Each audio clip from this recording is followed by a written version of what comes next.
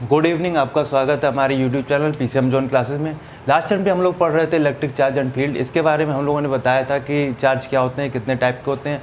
Charge क्या होते हैं? चार्ज जो है अगर हमारे सेम टाइप के हैं यानी सेम नेचर के हैं, यानी दोनों प्लस प्लस या माइनस माइनस हैं, यानी पॉजिटिव चार्ज हो दोनों या दोनों नेगेटिव चार्ज हो, तो एक दूसरे को क्या करते हैं? रिपेल करते हैं, यानी कि प्रतिकर्षित करते हैं। अगर दोनों विपरीत हैं यानी कि अपोजिट हैं, प्लस माइनस या माइनस प्लस हैं, तो क्या करेंगे? अट्रैक्ट करेंगे। ठीक है। अब इसके बाद आज हम लोगों को पढ़ना था कूलाम का नियम।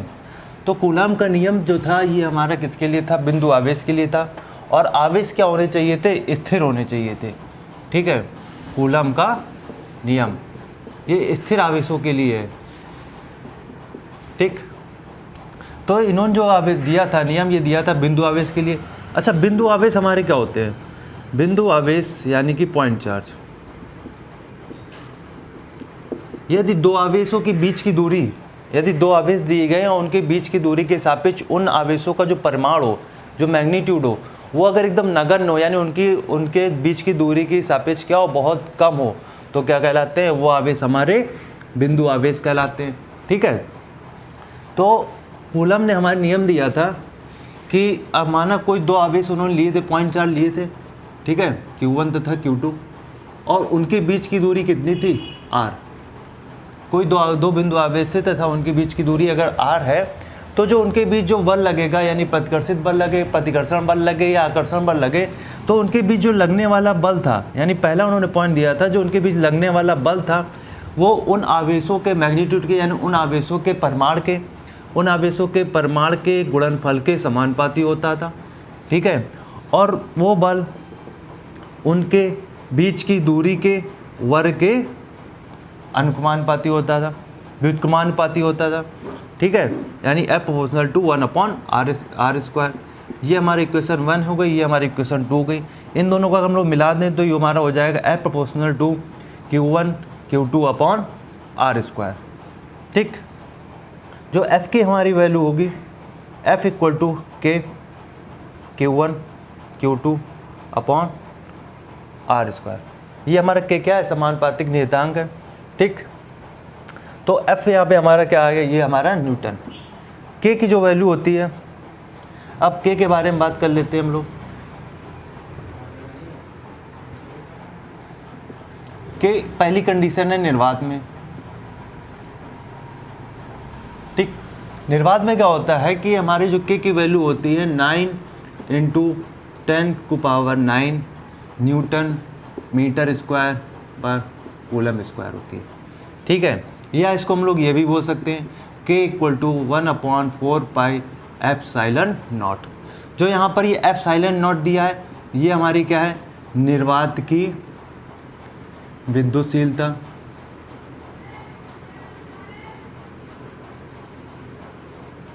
यानी जो फ्री स्पेस की जो परमिटिविटी होती है उसको हम लोग क्या बोलते हैं? ε0। इसकी जो वैल्यू दी गई है, ये दी गई है 8.85 × 10⁻12 coulomb square upon newton metre square. ये हमारी किसकी है? ε0 की यूनिट दी गई है। ठीक। इसकी अगर हम लोग डायमेंशन की बात करें, डायमेंशन यानी कि विमा, तो हमारा इसका देखिए हम लोग इससे निकालेंगे तो कूलम को हम लोग क्या लिख सकते हैं? 80। तो 80 की पावर कितनी लगी हुई है? 2। न्यूटन का अगर हम लोग लिखना चाहेंगे तो हम लोग क्या लिखेंगे? mL/t-2। और मीटर स्क्वायर को लिखेंगे तो क्या लिखेंगे? L2। जब इसको हम लोग सॉल्व करेंगे, m ऊपर जाएगा, m-1 हो जाएगा। L अगर ऊपर जाए, L यहाँ पे 1 और 2 3, mL-3। t कितना हो जाएगा? -2। उससे ऊपर जाएगा तो कितना हो जाएगा? t की पावर 4, और ये हो जाएगा a²। यानी जो हमारे ε0 की यानी कि विद्युतशीलता की जो हमारी विमा आएगी वो कितनी आएगी? m-1 L-3 and T4 a²। ठीक है। अब ये हमारी किसकी कब थी वैल्यू? ये हमारी थी निर्वात के लिए। ठीक है। अगर हम उसको किसी माध्यम में रख दें, अगर वो आवेश ये हमारे किस में रखे हुए थे, जो आवेश हमने लिए हुए थे वो किस में रखे हुए थे? वो आवेश थे हमारी निर्वात में।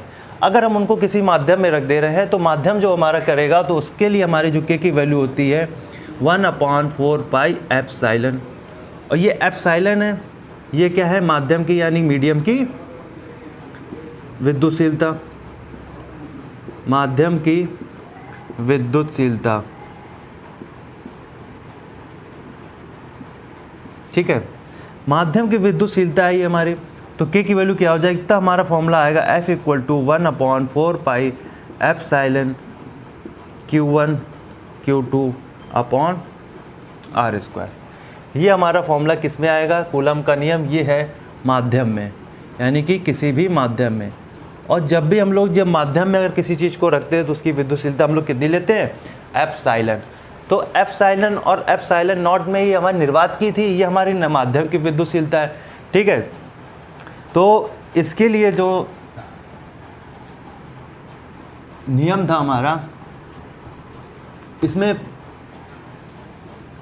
माध्यम की जो क्या कहते हैं उसको, विद्युतशीलता हमारी क्या काम करती है। विद्युतशीलता यानी कि हम लोग पढ़ रहे हैं, अब थोड़ा सा पॉइंट एक हम लोग पढ़ लेते हैं, परमिटिविटी, ठीक है, परमिटिविटी या विद्युतशीलता।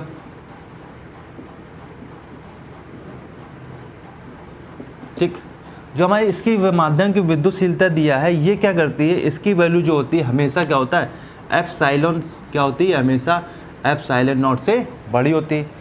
परमिटिविटी से मतलब यहाँ पर ये नहीं है कि वो जो उनके बीच जो फोर्स लग रहा है, दो आवेश अगर ये Q1 तथा Q2 दिए गए हैं, ठीक है, परमिटिव मतलब ये नहीं कि परमिट करेगा कि उनके बीच जो फोर्स लग रहा है उनको क्या कर दे, इंक्रीज कर दे, नहीं, ऐसा नहीं है।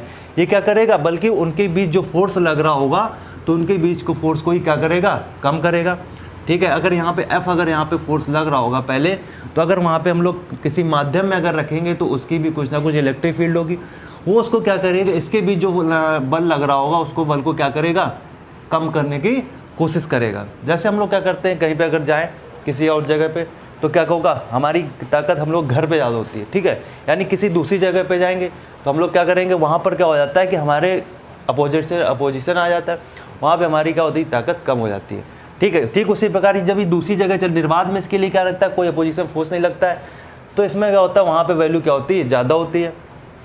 और अगर ये इसको हम किसी माध्यम में रख दें तो माध्यम क्या करेगा, इसको जो फोर्स लग रहा होगा, उनके बीच जो फोर्स लग रहा होगा आवेशों की भी, उसको क्या कर देगा, कम करेगा। तो परमिटिविटी यानी विद्युतशीलता जो हमारी होती है वो किसी फोर्स को के माध्यम में क्या कर देता है, कम कर देता है। तो अगर जैसे कि अगर यहाँ पे हम देखें F इक्वल टू कितना है, 1/4 pi epsilon not Q1 Q2 upon R square, ठीक है। ये हमारी किस में है, निर्वात में, ठीक। F इक्वल टू हम मीडियम यहाँ पे लिखे दे रहे हैं, और ये है तो हमारा निर्वात में, ठीक। ये हमारा क्या हो जाएगा, 1/4 pi epsilon into Q1 Q2 upon R square, ठीक। ये हमारा किस में है, माध्यम में, ठीक है। तो वैसे भी हमारा जो सबसे ज़्यादा फोर्स होता है वो दो आवेशों के बीच किस में लगता है, सबसे ज़्यादा फोर्स लगता है जब वो निर्वात में रखे होते हैं। जैसे ही उसको हम किसी मीडियम में रख देंगे तो हमारा क्या हो जाएगा, फोर्स कम होता चला जाएगा, ठीक है। वो सबके अलग अलग वैल्यूज़ होती है, एप्सिलॉन नॉट के लिए डिफरेंट मीडियम के लिए अलग अलग वैल्यूज़ हैं, लेकिन बस सिर्फ इतना है कि सबसे ज़्यादा अगर फोर्स की बात करें तो किस में लगता है, निर्वात में, फिर क्या होता है, कम होता चला जाता है। इसी से हमारा आता है एक परावैद्युतांक आता है,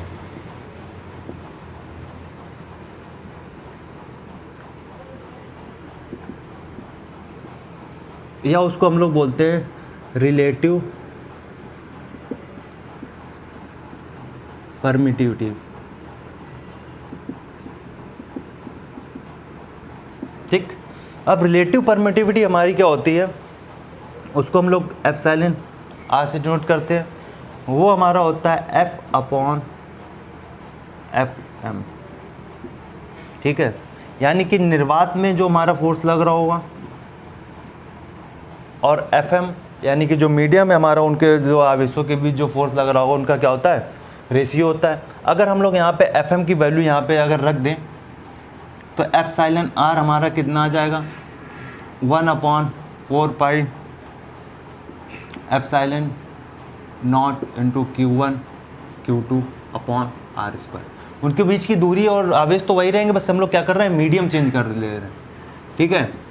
तो ये कितना हो जाएगा 1/4 pi epsilon Q1 Q2 upon r²। ये हमारा कैंसिल हो जाएगा, तो यहाँ पे एप्सिलॉन r इक्वल टू कितना बचेगा, एप्सिलॉन अपॉन एप्सिलॉन नॉट, ठीक है।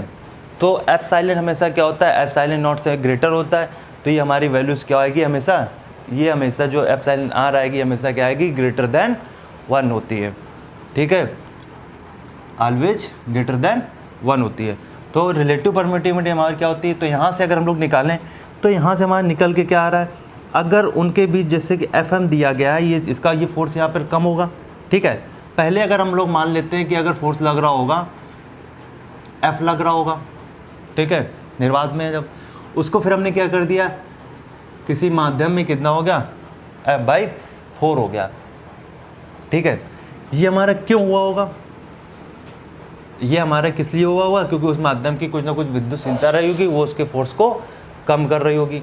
तो यहाँ से अगर हम लोग कंपैरिजन करेंगे तो एप्सिलॉन की वैल्यू, रिलेटिव परमिटिविटी हमारी निकालेंगे तो क्या निकल के आएगी, जो निर्वात में जो हमारा बल हो, ठीक है, मान लो कितना था, F था, यहाँ से कितना था, F/4 था, ठीक है, ये कैंसिल हो जाएगा, तो एप्सिलॉन r हमारा कितना आ जाएगा, 4 आ जाएगा। ये हमने मान लिया था किस में था, निर्वात में, ठीक है, और ये किस में था, माध्यम में।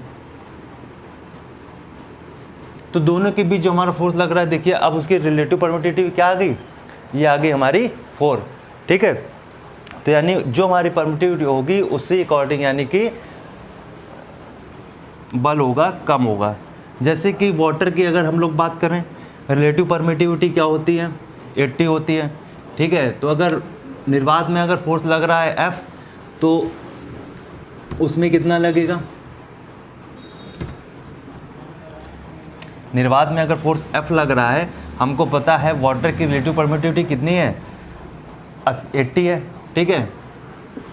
वाटर की जो एप्सिलॉन r की वैल्यू कितनी होती है, 80 होती है, ठीक। तो 80F ये हो गया हमारा निर्वात, और ये हो जाएगा हमारा F मीडियम, ठीक है।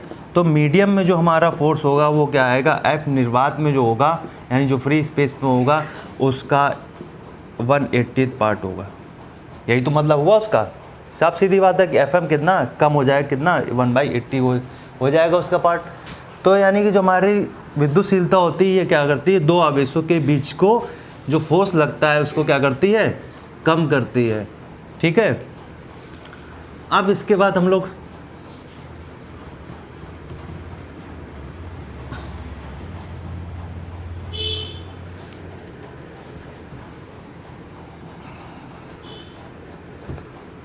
इसके बाद बात करते हैं जो कूलाम का नियम है,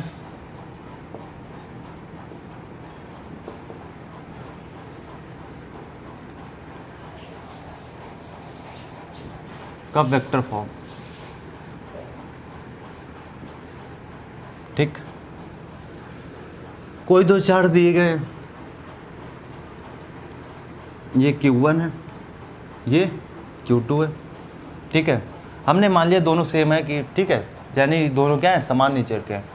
तो जो Q2 इस पर फोर्स लगाएगा, यानी इनके बीच की दूरी हमारी कितनी है, अभी मान लो R है, ठीक। तो जो Q2 अगर इस पर फोर्स लगाएगा तो क्या लगेगा, F12, यानी कि आवेश 2 द्वारा क्या आवेश 1 पर लगा हुआ बल, यानी पहले जो आवेश दिया है उस पर दूसरे आवेश द्वारा लगा हुआ बल। यहाँ पर जो बल लगा है वो क्या लगेगा, पहले आवेश द्वारा दूसरे आवेश पर, यानी दूसरे आवेश पर, ठीक है, दूसरे आवेश पर पहले आवेश द्वारा लगा हुआ बल, ये क्या हो जाएगा, F21 हो जाएगा, ठीक है। अगर दो समान है तो ये हमारे क्या होंगे, इनके बस सिर्फ फर्क कितना आएगा, ये दोनों की वैल्यू भी समान हो जाएगी, ठीक है। अगर ये आवेश हम सेम ले ली, ये भी क्यू है वो भी क्यू है, तो दोनों F12 और F21 क्या हो जाएगा, बराबर आएगा। सबसे बड़ी चीज़ जो ये हमारे जो फोर्स लगते हैं कूलम के नियम के अनुसार किसमें लगते हैं, जो हमारी लाइन ज्वाइनिंग होती है, यानी कि जहाँ पर जो आवेश दिए गए हैं ये एक दूसरे को अगर ऐसे ज्वाइन कर रहे हैं तो फोर्स एक इधर लगेगा एक इधर लगेगा। अगर अटैच कर रहे होंगे तो दोनों एक दूसरे को अटैच कर रहे होंगे, यानी उसी लाइन के अलोंग लगते हैं। अगर लाइन ये फोर्स इस तरह से रखे हुए हैं तो ये इस तरह एक वर्क कर रहा होगा फोर्स इधर को, और एक फोर्स इधर को वर्क कर रहा होगा, ठीक है। अगर सेम है, अगर वो ऐसे है तो यानी कि आकर्षित कर रहे होंगे। लेकिन वो जो भी कर रहे होंगे कर किस में रहे होंगे, जो लाइन ज्वाइनिंग होती है उसके अलोंग ही कर रहे होंगे, ठीक है। तो हमारे जो फोर्स लगता है वो क्या लगता है, जो लाइन ज्वाइनिंग होती है उसके अलोंग ही लगता है, ठीक। तो इसका जो वेक्टर फॉर्म है, यानी कि अगर हम लोग कोई दो आवेश लिए, ठीक है, एक हमने लिया Q1 और एक हमने लिया Q2, इनकी कुछ ना कुछ स्थित सदिश होंगे। वो हमने मान ली R1 तथा R2 हैं, ये हमने एक्सिस बनाई, ठीक है। इसका हमने स्थित सदिश लिया कितना, R1 है, और इसका स्थित सदिश कितना है, R2 है, ठीक है। ये दोनों क्या कर रहे हैं, एक दूसरे को ये मान लो हमने ज्वाइन करवा दिया, ठीक। इस पर जो फोर्स लग रहा होगा क्या लग रहा होगा, 2 पर, यानी F2, और किसके द्वारा लग रहा है, 1 के द्वारा, F21। इस पर जो फोर्स लग रहा होगा लाइन के ज्वाइन अलोंग ही लगता है ना, जो लाइन ज्वाइन करते हैं उसके अलोंग लगता है, वही लाइन मतलब कि सीधी और आगे बढ़ा दे, ठीक है। तो ये क्या होगा, इधर को फोर्स लग रहा होगा, किस पर लग रहा है, 1 पर, यानी F1, किसके कारण लग रहा है, 2 पर, ये हो जाएगा F12, ठीक है। इसके लिए हमारा ये R1 वेक्टर है और ये क्या है, R2 वेक्टर है।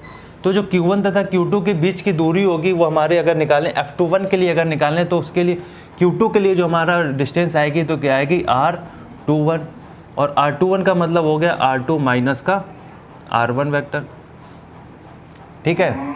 तो उनके बीच की दूरी हमारी कितनी हो गई, ये आ गई, ठीक। तो हमारा जो वेक्टर फॉर्म हो जाएगा वो हो जाएगा F = 1/4 पाई एप्सिलॉन, निर्वात के लिए भी हम लोग बात कर रहे हैं, ठीक है, Q1 Q2 अपॉन R21, ठीक है, मॉड लिया इसका, स्क्वायर इंटू R21 का यूनिट वेक्टर, ठीक। यूनिट वेक्टर को उसको ओपन करके अगर लिखना चाहे 1/4 pi epsilon not Q1 Q2 upon R2 minus R1 का स्क्वायर, और इसको अगर हम लोग ओपन करके लिखेंगे तो क्या हो जाएगा, R2 माइनस R1 अपॉन ये हो जाएगा mod of R2 minus R1, ठीक है। ओपन करके लिख देते हैं, यानी सीधा सीधा अगर हम लोग उसको R के फॉर्म में अगर लिखना चाहें तो ये क्या होता है, F = 1/4 pi epsilon not Q1 Q2 upon mod R का क्यूब, सीधा R से अगर हम लोग डिनोट कर दे रहे हैं हर चीज़ तो ये कितना हो जाएगा, R वेक्टर, ठीक। ये हमारा क्या हो गया, कूलम के नियम का वेक्टर फॉर्म हो गया, यानी इसके हिस्से से दिए गए होंगे, इसके हिस्से से दिए गए होंगे, उनके बीच का मॉड फाइंड करके यानी मापांक वगैरह, और हम लोग उससे क्या कर देंगे, उनके बीच लगने वाला फोर्स जो होगा वो क्या होगा, या तो इससे दे सकते हैं या तो हम लोग इससे निकाल सकते हैं, ठीक है।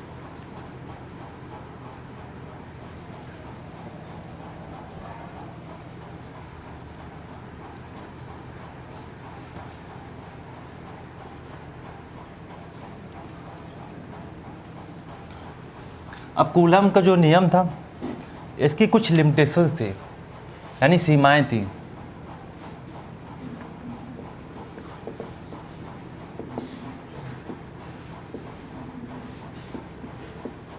जो कूलम का नियम था ये सिर्फ स्थिर बिंदु आवेशों के लिए एकदम सही लगता था, यानी कि जो आवेश हमारे मूव कर रहे होंगे उसके लिए नहीं था। तो ये किसके लिए था, स्थिर बिंदु आवेश के लिए, नंबर 1, ठीक। दूसरी चीज़ क्या थी, अगर हमारे दो आवेश अगर दिए गए हैं Q1 तथा Q2, अगर उनके बीच की जो रेडियस है, उनके बीच रेडियस नहीं, उनके बीच की जो दूरी है अगर 10⁻⁻15 से क्या हो, कम हो, ठीक है, यानी R की जो वैल्यू है वो क्या हो, 10⁻⁻15 से अगर कम है तो उसके लिए ये लागू नहीं होता था, ठीक।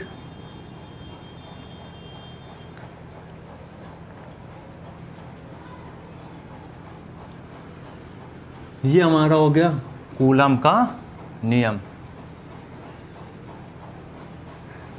अब इसके बाद हम लोग बात करते हैं जैसे कि अगर मान लो कोई दो चीज़ दी गई, हमको दो इलेक्ट्रॉन दिए गए, ठीक है।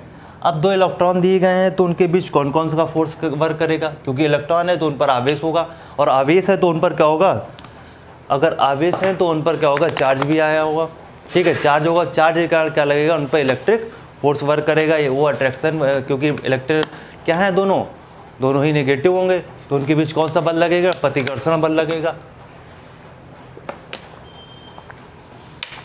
ठीक। लेकिन इलेक्ट्रॉन के साथ में कुछ मास भी होता है, और मास के कारण उन्होंने फर्स्ट ईयर में एक बल पढ़ा था, कौन सा बल था, गुरुत्वाकर्षण है। यानी कि अगर दो इलेक्ट्रॉन हैं तो इनके आवेश होंगे पहली चीज़, और आवेश होंगे तो इनके बीच कौन सा फोर्स लगेगा, रिपेल करेंगे एक दूसरे को, ठीक है। और इनका कुछ ना कुछ मास होगा, हमको पता है कितना होता है, 9.1 इंटू 10 की पावर माइनस 31 kg। ये क्या होता है, इलेक्ट्रॉन का मास होता है। अगर इनका कुछ ना कुछ, अगर भले बहुत कम है लेकिन मास तो है, और अगर मास है इनका तो इनके बीच कौन सा फोर्स लगेगा, गुरुत्वाकर्षण बल लगेगा। तो न्यूटन का जो गुरुत्वाकर्षण बल था वो क्या करते हैं, इस दुनिया में कोई भी दो बॉडीज हैं अगर उनका कोई द्रव्यमान है तो क्या करते हैं, एक दूसरे को अट्रैक्ट करती हैं, ठीक है।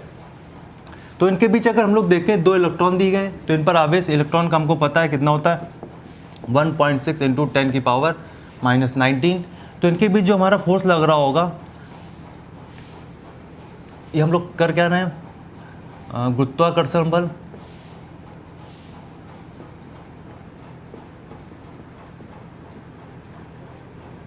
तथा वैद्युत बल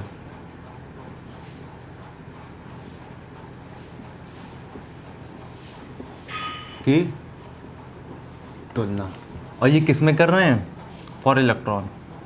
अभी हमने क्या मान के चले, दोनों ही क्या हैं, इलेक्ट्रॉन है, ठीक है। और जब इलेक्ट्रॉन है तो एक दूसरे को क्या करेंगे, सेम, अगर क्योंकि इलेक्ट्रॉन है तो इनके क्या होगा, नेचर सेम होगा, और नेचर सेम होगा तो एक दूसरे को क्या कर रहे होंगे, रिपेल कर रहे होंगे। तो इनके बीच हमने अगर मान लिया कि जो इनके बीच फोर्स लग रहा है, इलेक्ट्रिक वाला वैद्युत बल जो लग रहा है, वो हमारा क्या है, 1/4πε0, ठीक है। निर्वात में हम लोग रखें तो ये क्या हो जाएगा, Q1 Q2, यानी Q की वैल्यू कितनी है, E, यानी E into E upon R square, यानी कितना आया, 1/4πε0 E square upon R square. अब इनका मास होगा, और मास के कारण हमारा कौन सा फोर्स लग रहा होगा, ग्रेविटेशनल फोर्स लग रहा होगा, ठीक है। तो Fg जो हमारा है ये क्या है, ग्रेविटेशनल फोर्स है। ये हमारा क्या है, वैद्युत बल है। ये हमारा कौन सा है, गुरुत्वाकर्षण बल है, ठीक, Fg। तो ये हमारा लग रहा होगा G m1 m2, ठीक है। m1 की वैल्यू m दोनों सेम होंगे, me into me upon R square, उनके बीच की दूरी, यानी ये हो जाएगा G me का होल स्क्वायर अपॉन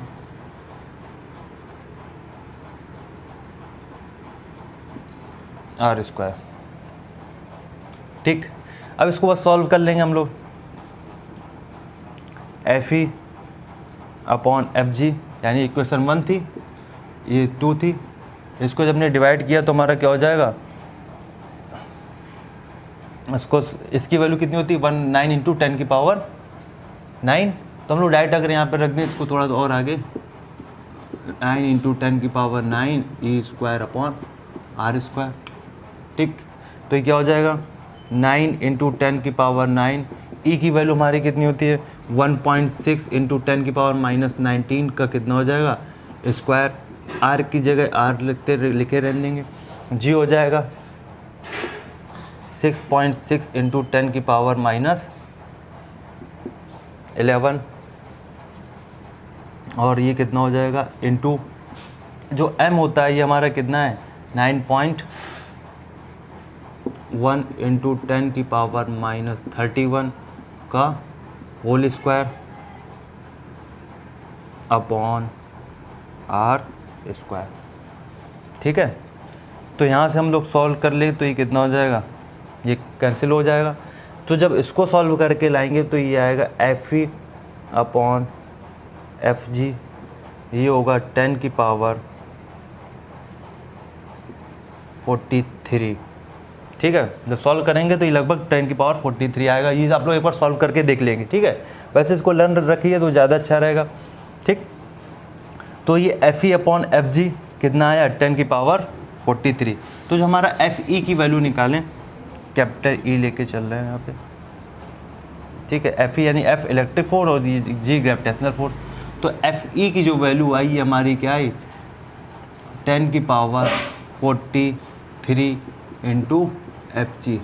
यहाँ से हमारा क्या निकल के आया, जो उनके बीच लगने वाला जो ग्रेविटेशनल फोर्स है वो क्या है, कितना कम है। और देखिए इलेक्ट्रिक फोर्स ज़्यादा है या ग्रेविटेशनल फोर्स ज़्यादा है, साफ साफ समझ में आ रहा है जो उन दोनों के बीच लगने वाला जो इलेक्ट्रिक फोर्स है वो उनके बीच लगने वाले ग्रेविटेशनल फोर्स का 10⁻43 टाइम्स है। यानी कि ये कहीं बहुत ज़्यादा फोर्स है, यानी इलेक्ट्रिक जो फोर्स होता है ये ग्रेविटेशनल फोर्स से बहुत अधिक होता है। ठीक है, इसी प्रकार आप तुलना कर सकते हैं इलेक्ट्रॉन प्रोटॉन की, प्रोटॉन इलेक्ट्रॉन की। जब इलेक्ट्रॉन प्रोटॉन की करेंगे तो आवेश आवेश तो सेम रहेंगे, क्योंकि इलेक्ट्रॉन हो या प्रोटॉन हो दोनों के आवेश क्या होते हैं 1.6 × 10⁻⁻19। लेकिन इनके क्या हो जाएंगे, मास चेंज हो जाएंगे।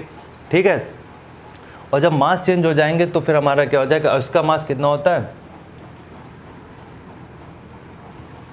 प्रोटॉन का 1.67 × 10⁻⁻27।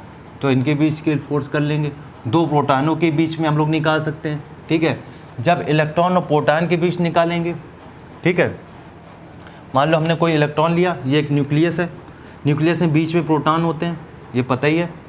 बाहरी कक्षा में हमारे क्या होंगे, इलेक्ट्रॉन होंगे। न्यूक्लियस क्या करता है, इस इलेक्ट्रॉन को अपनी ओर खींचता है। ठीक, क्यों खींचता है, क्योंकि ये पॉजिटिव चार्ज है, ये क्या है, निगेटिव चार्ज है। ठीक है, और जो इनके ये खींचेंगे चार्ज के कारण पर क्या लग रहा होगा, एक दूसरे की तरफ क्या लग रहा होगा, अट्रैक्शन फोर्स लग रहा होगा, यानी FE।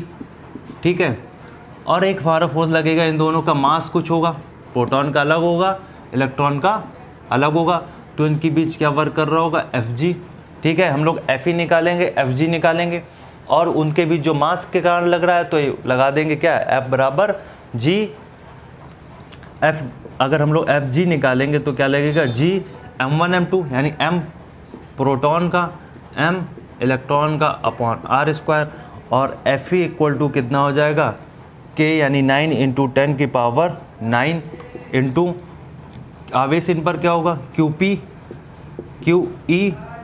ठीक, यही तो हुआ, अपॉन r²। इसको हम लोग जैसे हमने वो सॉल्व किया था, सारी वैल्यूज हम लोग पुट करेंगे और सॉल्व कर लेंगे, और जो इनके बीच जो का रेशियो आएगा उससे हम लोग देखेंगे कि कौन सा फोर्स कितना बड़ा है कितना। ठीक है, तो इस तरह से जो हमारा ये था गुरुत्वाकर्षण बल तथा वैद्युत बल की तुलना हमने किसके बीच करके दिखाई थी, दो इलेक्ट्रॉनों के बीच। अब आप लोग घर में कोशिश करेंगे इलेक्ट्रॉन प्रोटॉन के बीच, प्रोटॉन और प्रोटॉन के बीच की। ठीक है, और कल हम लोग अब इसके बारे में अगले जो लेक्चर होगा वो हमारा क्या होगा, वैद्युत क्षेत्र, इलेक्ट्रिक फील्ड।